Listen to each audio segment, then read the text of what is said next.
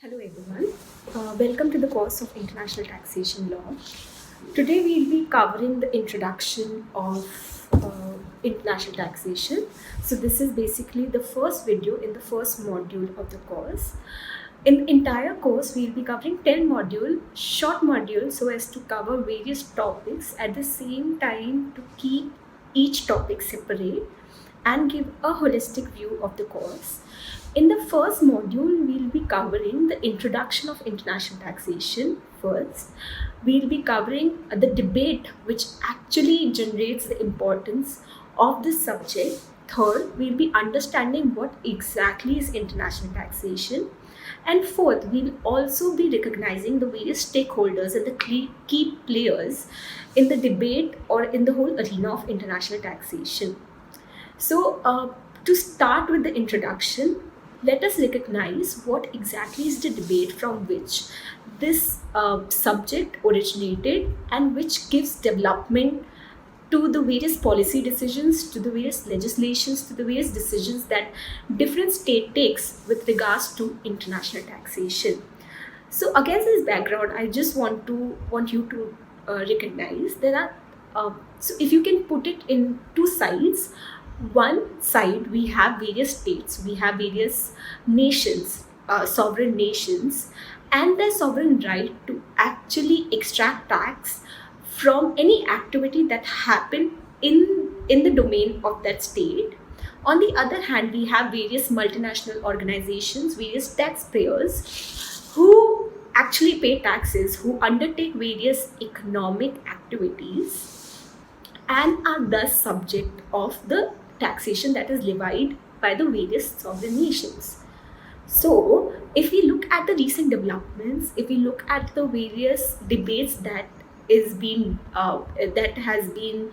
subject matter of academicians or policymakers around the world, we realize that it is being claimed by the various nations that in spite of the various huge economic activity that is undertaken by these various multinational organizations, multinational entities which undertake economic activity in different nations, they do not really pay their fair share of taxation in respective states, which is unfair as equity demands that, as we see, that like there is a sovereign right of the nations to extract tax from the economic activity that is undertaken in their domain. So it has been claimed by these various nations that they do not pay their fair share of taxes to these countries. If I can just take a simple illustrations in a documentary and in a study that was undertaken against it's a huge multinational organization, that is Apple Incorporation. It was established that in Europe, on their or even in the global global arena, they pay less than 1% tax on their total turnover and the total economic activity that they undertake. This itself establishes that Apple, being such a huge company, still is able to get away from paying minimum taxes that every country should get. Every country should be getting the fair part of the taxation of these economic activity. So 1% taxes on the overall revenue itself establishes that there is some truth to the debate that is generated from the side of the state. On the other side of this debate, completely other spectrum of the debate, we have these various multinational organizations which state that till they remain in the domain of the various rules and regulation that is established by the legislation, by the taxation legislation, if they comply with each and every part of the legislation, then it is completely legal for them to undertake tax planning or international tax planning that we would be talking about in the next module. So if they say that if we comply with everything that has been established in the law, if we comply with each and every regulation and the various modalities of the law, then it is not illegal for this organization to undertake tax planning.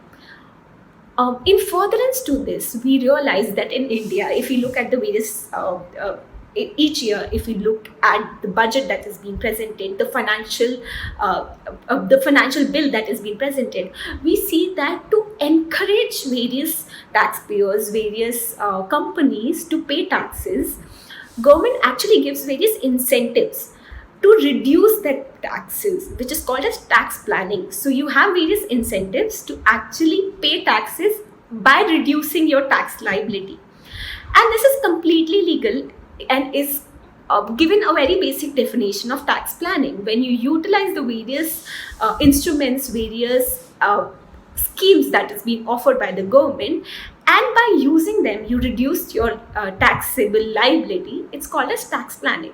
So it is completely legal as per the debate that is generated from the side of the taxpayers, that it is completely legal from the side of multinationals to reduce the tax by the legal method of tax planning, not by tax avoidance, but by using the laws and regulations that are present, and thus reducing the liability. Because if we look at the objective of any organization or any company, we see that the bottom line says profit is the end goal of any organization, which cannot be reputed. You have various school of thought which says that there is motive, or the multinational organization also play a big role in developing society. But if we look at the jurisprudential aspects of any business, we see that profit and wealth maximization of any entity is the end goal. So this is the basic background of this whole course as to the debate that is generated. By one side, you have nations that are setting policies, that are taking decision. On the other hand, we have these various multinational organizations that actually are the key players in the domain of international taxation. So this is the basic fundamental background that I'm going to establish in the first video. Now, in the next video, in the second video of the first module, we will be introducing the subject of international taxation, what happens after this debate is being set up, why is it important, and we will be recognizing exactly how it is done. After that, we will be talking about this term called as international tax planning, which is a legal method of reducing your tax liability, and how it is a tool which is being used by the various multinational organizations to reduce the tax liability. After that, we will also be talking about, as I said, in the third video, we will be talking about the various key players and the various entities which actually play a big role in this arena. For example, if I can just enumerate one of the names, that is OECD, which actually sets up collective programs which the members and the non-members of OECD can follow, and can have a more consensus and more uniform international taxation law per se. So I will be looking forward for you to join me in the second video. Thank you.